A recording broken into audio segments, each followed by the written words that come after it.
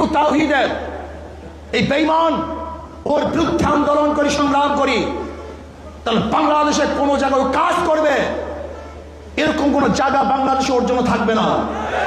সমস্ত জায়গা বন্ধ করা হবে, ওর প্রদর্শনা বন্ধ করা হবে, ওর কাজ বন্ধ করে ইনশাআল্লাহ হকের দাওয়াত গোটা বাংলাদেশে আমরা ছড়িয়ে দেব। হিজবুত তাওহীদের বিরুদ্ধে কোনো অ্যাকশনে যেতে পারি, হিজবুত তাওহীদকে বন্ধ করতে পারি, ওর মুখোশ উন্মোচন করতে পারি, সরকারকে মেসেজ দিতে পারি যে অবশ্যই হিজবুত তাওহীদকে বন্ধ করতে হবে, নয়তো এই জনগণকে কোনো অবস্থাতেই থামিয়ে রাখা যাবে না, তাহলে হিজবুত তাওহীদ জিরো হবে।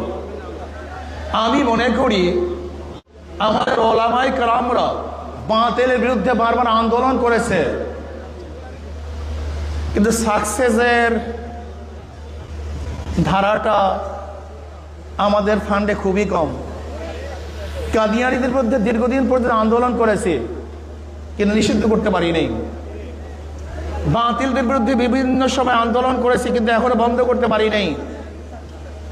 কবর পূজারী, মাজার পূজারীদের বিরুদ্ধে হাজার আন্দোলন করেছি কিন্তু এখনো বন্ধ। এর কারণটা কি একদিন চিন্তা করেছেন?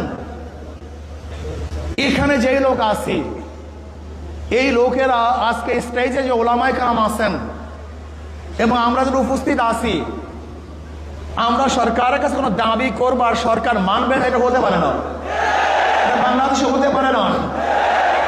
তার মানে আমরা দাবির উপস্থাপন করতে পারি না, দাবি আদায় করতে পারি না। এই জন্য সরকার আমাদের কথাকে গ্রহণ করেন না, গুরুত্ব দেন না।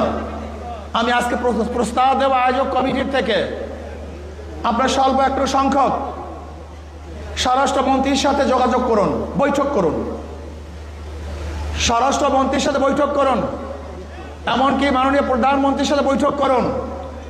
হিজবুত তাওহীদকে আমরা কেন বন্ধ করতে চাই এটা তাদেরকে বলেন, বুঝান। যদি আপনারা তাদেরকে বুঝান, আমি মনে করি অবশ্যই বুঝতে বাধ্য হবে। যদি তারা সোজা আঙ্গুলে না বুঝে, তারা বাঁকা করে আঙ্গুল তাদেরকে বুঝাবো ইনশাআল্লাহ। আমরা আগে বুঝান তাদেরকে, তারা বুঝতে বাধ্য হবে যে তাদের বিরুদ্ধে আমাদের শত্রুতা নেই, তারা ইসলামের দুশ্মন, আমাদেরও দুশ্মন। ইসলামের যারা বন্ধ হবে তারা আমাদের বন্ধ হবে। এই জন্য আমি প্রস্তাব করব স্বরাষ্ট্রমন্ত্রীর সাথে একটা বৈঠক করা হোক অথবা প্রাইম মিনিস্টারের সাথে বৈঠক করা হোক।